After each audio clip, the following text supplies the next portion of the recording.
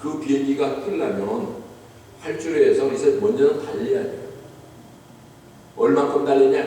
약 200마일 이상 달려가야 돼요. 그러고 난 다음에 어떤 현상이 생기느냐? 리프트 파워가 생깁니다. 우리말로 양력 현상이 생겨요.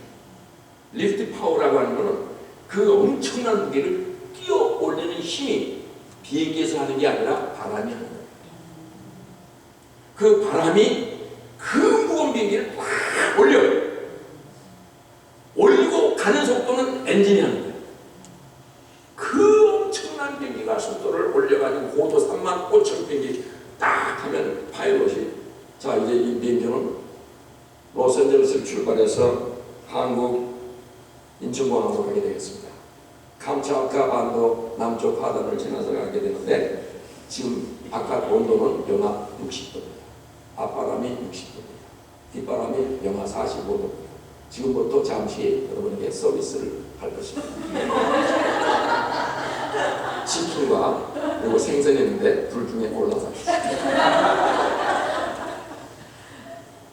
그 하늘에서 앉아가지고 35,000피트에 앉아가지고 그 안에서 음식을 먹으며 음악을 들으며 또 어느 땐 전화를 할 수 있어요. 지상 또 무비를 보며 이거는 여러분이 혼자 가서 그렇게 해보라 그러면 못해. 올라가서 3만 피트에 내가 올라가서 책 보고 얼어 죽기 전에 떨어져. 떨어지면 어디 가는지 몰라. 그런데 비행기라는 안에 들어가 있습니다. 우리가 예수 그리스도 안에 들어있기 때문에 구원이라는 그 속에 들어있기 때문에 영원한 천국을 그렇게 가는 거예요. 하나님의 나라를 우리 인간으로 이상으로 가는 거 아니에요. 어떤 할머니가 로스앤젤레스 공항에서 딱 게이트 들어오면 이제 승무원들이 어서 오세요. 일본 여자들은 아니 이라사이마세 그럴 거예요. 네? 어서 들어오세요. 할머니가 비행기 딱 들어가기 전에 여기 저 비행사 조종사가 누구예요? 아이고 조종사를 왜 물으세요? 그냥 타세요. 아니 그래도 알아봐야 돼. 네, 양석천 비행장님인데요. 나이는 57세고요. 비행 종료 민간 조종은 30년 했고 됐습니까? 아 그렇구나. 그러면 요 최근에 정신질환을 앓은 적이 있으시나? 아니 할머니 조종사에게 그런 거 뭘 그런 걱정을 다 사세요. 아니야 그래도 혹시나 알아봐야 되는데 정신질환 받은 거 없어요. 오케이 그러면 이 비행기 안에 먹을 거 충분하나? 아이 먹을 거 많이 싸있어요. 아 그래도 믿지 못하겠어. 만약에 그런 식으로 이 할머니가 계속 트러블 하고 있으면 그 비행기 못 타. 그냥 믿고 타는 거예요. 우리의 믿음이라고 하는 것은 상상할 수 없는 하나님의 세계로 이끌어가는 거예요. 정말 놀라운 기적과 이적이 하나님 앞에 엄청나게 들어있어요. 문제 자체가 우리 문제가 아니에요. 문제를 문제로 보지 말고 문제를 해결하는 하나님을 봐야 돼요. 그것이 신앙이고 믿음인 거예요. 우리는 그런데 세상에 살면서 맨날 울고짖고 부르짖고 찢어먹고 하는 것들이 맨날 거기서 우리가 맨날 달라 덜 받았다 더 달라 이거예요. 할머니에게 구원받으라고 막 했는데 이 할머니가 들고 교회 와가지고 끝나고 난 다음에 빨리 구원 달라고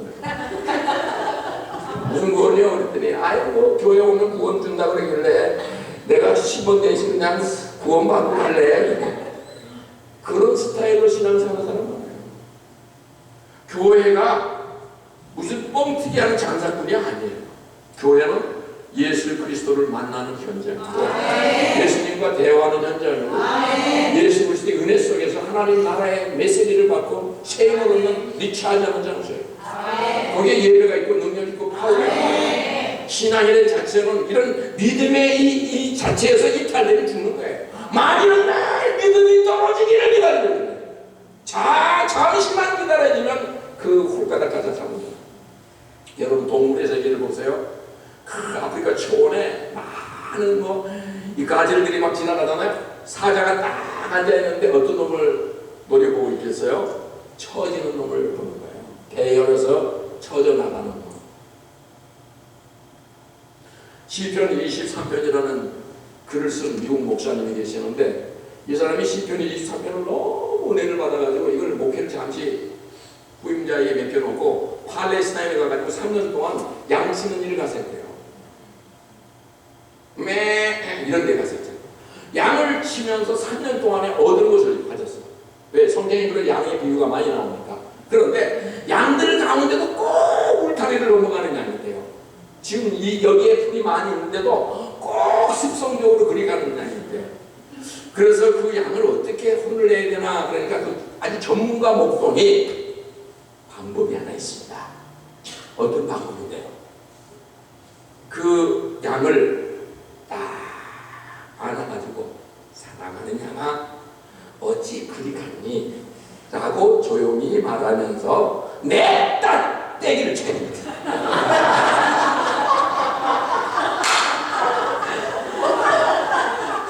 내 딸을 바닥에다 그냥 때려치면 이 양이 나 죽는다 야단나는 거예요. 그런데 그 후로는 절대로 안 돼요. 여러분 하나님의 패대기를 한번 받아보시면 우리는 인격적인 사람이라 패대기 받지는 원치 않습니다. 패대기 받기 전에 빨리 스스로 터닝하는 사람이에요. 그렇기 때문에 하나님께서 인격적으로 우리를 다니기 위하셨는데 그 상을 엎은 것도 짐승을 때려친 것도 짐승이 나가면 청소하고 똥 오줌 다 쓸어내고 닦아내면 깨끗해지는 거예요. 상 받고는 돈 받고는 사람 다 돈 이게 다 나가면 되고 비둘기 파는 사람 형식적이야. 이 형식이라는 게 얼마나 우리 삶을 이끌어가는데 가장 무서운 존재인지 몰라요. 형식이 뭐냐?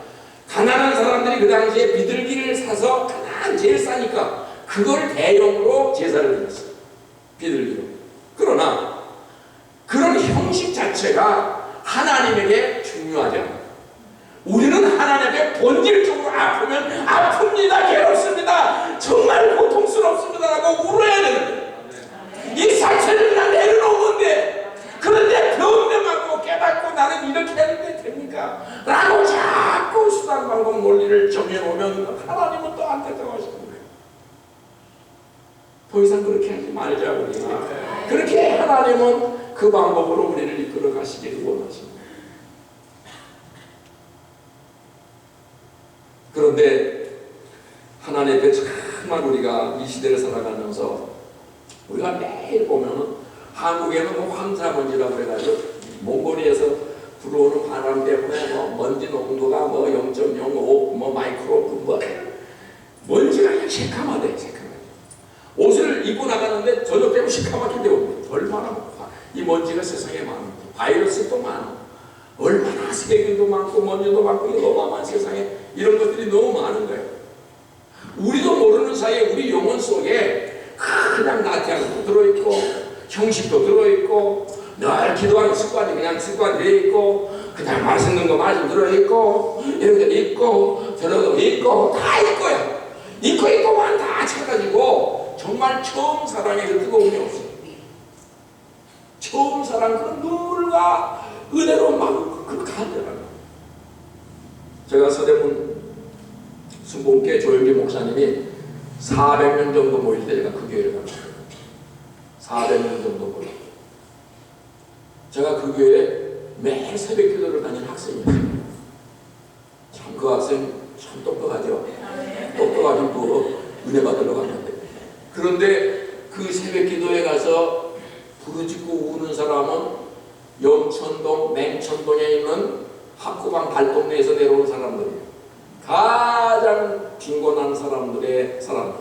그 사람들은 지게를 가지고 서울역 뒤에 중앙시장이라고 있는데 그 중앙시장에 가서 목포, 여수 뭐 어디서 다 들어오는 해산물들을 아침 새벽에 기차가 나오면 그걸 가지고 남대문시장, 동대문시장, 광장시장으로 배달하는 사람들이야. 생애를 하루 세끼를 그렇게 연명하는 사람들. 그 사람들의 한이 얼마나 많겠어.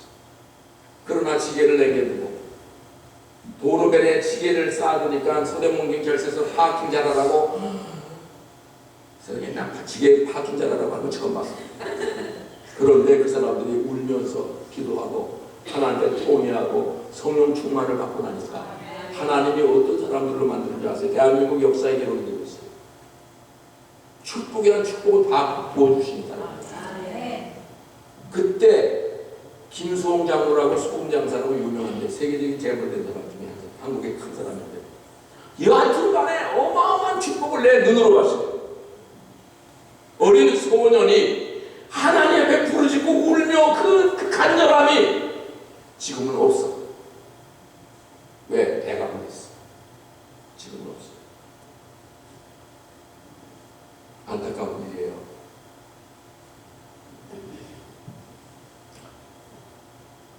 제가 읽은 작품 중에 가장 감동 있는 것이 알렉산더 솔지니치라는 사람이 러시아 작가예요.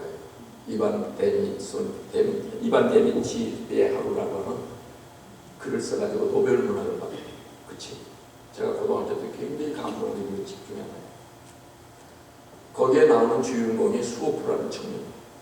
수오프라는 청년이 강제 수용소에 갇혀 있어가지고 언제 죽을지도 몰라. 낮에는 영하 20도 30도의 혹독한 시베리아 별판에서 도깨비질을 해야 되는 그런 처절한 운명의 사람이에요. 그 수오프라는 사람이 희망이 없어. 소망이 없어. 언제 죽을지도 몰라. 그런데 간수가 얘기하는 거예요. 너희들 중에 이 많은 식기를 다 깨끗이 치우면 샌드위치 한 조각을 줄 테니 할 사람이 있나? 그랬어. 그럴 때 수오프라는 청년이 내가 하겠습니다. 그랬어. 이 청년은 밤을 안 자고 밤새 식기를 닦고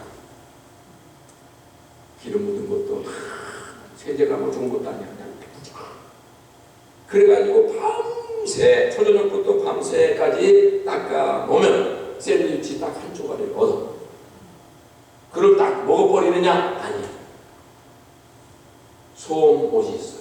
제수들이 입는 소음옷인데 얼마나 빈대가 득실거리고 이가 있고 그런 옷이야. 낡은 옷인데 그 낡은 옷 속에다가 빵 한 조각을 넣어가지고 꼬매. 그리고 낮에 그 추운 살을 베이는 추위 속에서 곡괭이질하면서 아이가 노래.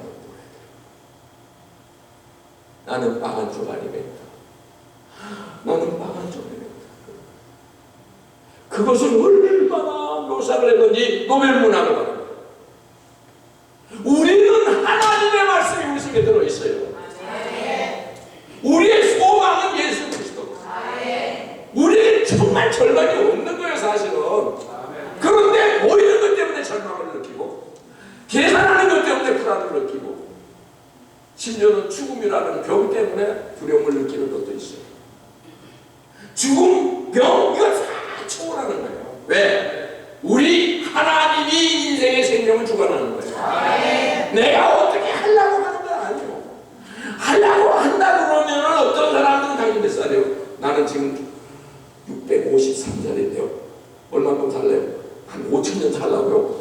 아마 사람도 다 그렇게 할 거예요. 그런데 죄는 빈달 터질 거예요. 하나님의 생명을 단축시킨 이유가 어디 있어요? 죄 때문입니다. 그런데 우리가 이제 정리를 해보면 일반적으로 땅을 가서 씨를 심어서 얻잖아요. 땅이란 자체가 힘이 있다 없다는 말을 옛날 사람들이 해요. 땅이 힘이 있다 없다. 다시 말하면 성경에 보면 6년을 땅을 경작하고 7년 되는 해는 땅을 쉬게 합니다. 왜냐? 땅 속에는 미생물이잖아요. 아주 미생물이 자라는데 이 미생물들이 점점 약해져. 산성화가 된다는 뜻이에요. 산화가 된다는 뜻이에요. 산성화가 되기 때문에 미생물이 점점 죽어가지고 나중에는 땅이 박토가 될 거예요. 그런데 우리의 조상들은 성경적이었어요. 그 땅에다가 뭘 갖다 뿌리느냐 하면 재를 갖다 뿌립니다. 재. 재수할 때 재수가 아니고 재. 물질을 다 태우고 난 제 말입니다. 그런데 성경에 회개라고 하는 그 대목은 라틴어로 알칼리즈예요. 죄라는 자체의 성분은 알칼리 성분을 가지고 있어서 이 죄를 갖다가 땅에다가 뿌리면 미생물이 다시 살아납니다. 그래서 많은 프로덕트를 얻을 수 있어. 그런데 우리 조상들은 어떤 그 지혜를 어디서 발견했는지 성경적인데, 죄를 갖다가 뿌리면 그 죽어가던 땅이 다시 생명력을 얻어요. 그래서 죄를 뿌리는데 성경에서는 회개를 죄라고 했어요. 알칼리스라는 말은, 알칼리라는 말이 알칼리 성분 뭐 이렇게 말하잖아요. 알칼리스 음료. 요즘 한국에는 뭐 굉장히 알칼리 이온 뭐 어쩌고저쩌고 그거 가지고 건강이 된다고. 그 알칼리라는 자체가 회개라는 뜻이에요. 회개. 그런데 성경에 보면 에스더 4장 3절에 보면 왕의 명령과 조서가 각 지방에 이르매 유다인들이 크게 애통하며 금식하며 울며 부르짖고 굵은 베옷을 입고 재에 누워 재에 누운 자가 무수하더라고 했어요. 재에 누웠어. 이스라엘 백성들은 회개하게 될 때 재를 뒤집었어. 재가 얼마나 난리나게 분만인데 거기다가 재를 뒤집어 씌우고 회개를 한다고 했어요. 그러니까 죄라고 하는 것과 회개라고 하는 것이 연관이 있는 거예요. 연관이 있어. 또 성경에 보면 예레미야 6장 26절에 보면 내 딸 내 백성이 붉은 배를 두르고 재에서 부르며 독자를 잃은같이 슬퍼하며 통곡할지라 멸망시킬 자가 갑자기 우리에게 올 것이라. 요나서 3장 6절에 그 일이 니느웨 성에 들림에 왕이 보좌에 앉아 일어나 왕복을 벗고 굵은 베옷을 입고 재 가운데 앉았다는 것입니다. 재라고 하는 것은 사람의 심령을 새롭게 만드는 힘이 있는 거예요. 회개가 바로 그래요. 회개가 나의 마음을 가장 새롭게 만드는 놀라운 기적의 역사가 회개를 통해서 이루어져요. 회개라고 하는 것은 우리가 맨날 어떤 사람이 잘못하고 실수하고 이걸 하나의 형식적인 고백을 한다는 그런 개념이 아니라, 회개란 자체는 하나님을 더 뜨겁게 사랑하고 열망하고 하나님이 원하는 길이 있었는데 나는 그 길을 가지 아니하고, 하나님 바라는 게 있었는데 나는 그걸 바라지도 아니하고, 하나님의 뜻이 있었는데 나는 그 뜻을 재버리고 나는 그저 세상으로 육신적으로 살다 갔다는 자체가 이 모든 불신이 산성화를 만든 것. 내 자체가 하나님의 은혜를 받고 열매를 낼 만한 능력이 없어진 거예요. 하나님의 말씀에 그렇게 들어와도 내가 그 말씀의 은혜를 못 받고 그 열매를 내지 못하는 이유가 내 심령이 이미 산성화된 거예요. 세상화됐다 그 말입니다. 세상으로 더러워졌다 그 말인 거예요. 나도 모르는 사이에 많은 것이 들어와 있어요. 수없이 들어왔어. 그런데 그 더러운 것을 깨끗이 충전하는 게 뭐냐? 회개. 왜 사람들은 매일 갖다가 빨래를 해야 되느냐? 더러운 것이 있기 때문에 빨래를 해야 돼. 빨래하고 난 다음에 가장 상쾌한 거야. 회개하라. 그리하면 성령을 선물까지 준다고 그랬어. 이유가 그렇게 큰 거예요. 욥기 42장 6절에 보면 그러므로 내가 스스로 거둬들이고 티끌 제 가운데서 회개하나이다 그래서 제 가운데 회개하나이다. 누가복음 10장 13절에 화 있을진저 고라의 신하 화 있을진저 베스네야 너에게 행한 모든 권능을 두로와 시돈에 생각했다면 그들이 벌써 베옷을 입고 제 앉아 회개하였습니다. 죄라고 하는 게 회개의 성분을 말하는 건데, 회개를 하게 되면 우리의 삶 자체를 얼마나 하나님의 새롭게 만들어줍니까? 그런데 문제는 내가 회개하고자 해도 회개가 안 되는 일이 있어요. 왜 그럴까요? 너무 굳어 있어요. 내가 알지 못하는 그 무서운 것들이 독이 아직도 뽑혀지질 않았어. 그 독뿌리를 뽑는다고 애를 썼는데도 계속 뿌리는 안 뽑히고 위만 잘라냈어. 그러나 그 존재는 계속 남아있어. 상황과 사건만 터지면 언제나 그 독소가 다시 튀어나와. 그런 무시무시한 존재들이 내 속에 계속적으로 암묵적으로 박혀 있다는 말이야. 그러면 이것을 해결할 수 있는 유일한 방법은 내가 하는 것이 아니라 오직 하나님의 성령이 이걸 뽑아줘야 돼. 이것이 회개인데, 회개 많이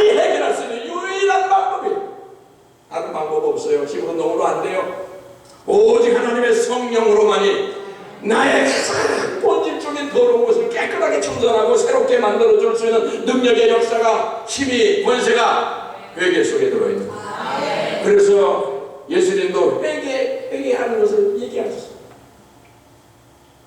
예수님이 성전에 가서 그 많은 청소하는 거는 뭐냐? 정리하신 거예요. 그 더러운 본능적인 속성을 다 쫓아내고 믿음을 방해하는 계산도 쫓아내고 형식을 쫓아내서 깨끗이 한 다음에 이 집은 내 만인이 기도하는 집이라고. 나의 집이 정말 하나님이 기도하는 집으로 만들려면, 내 집이 정말 하나님이 원하는 아름다운 집을 만들려면 더러운 짐승의 분비물을 좀 다 걷어내야지. 다 걷어내야지.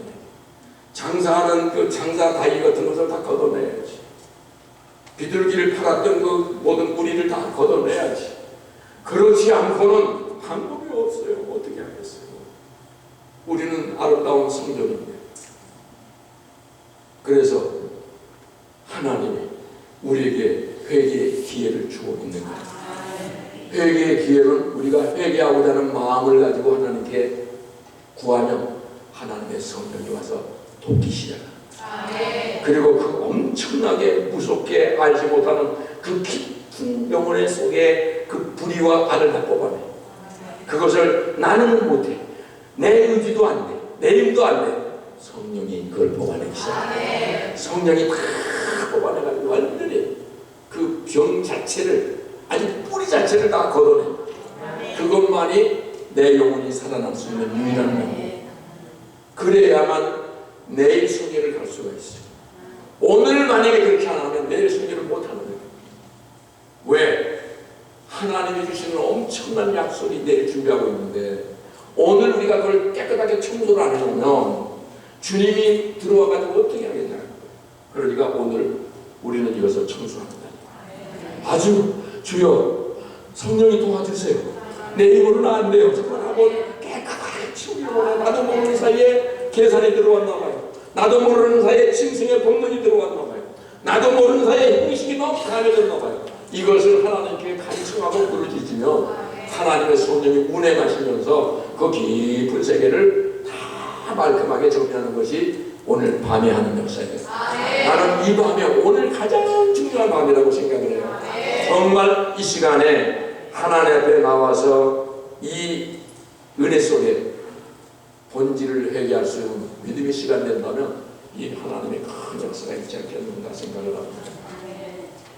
우리가 찬송을 제가 잠깐 부르면서 여러분들 이렇게 구두들 조명도 좀 정리해 주시면서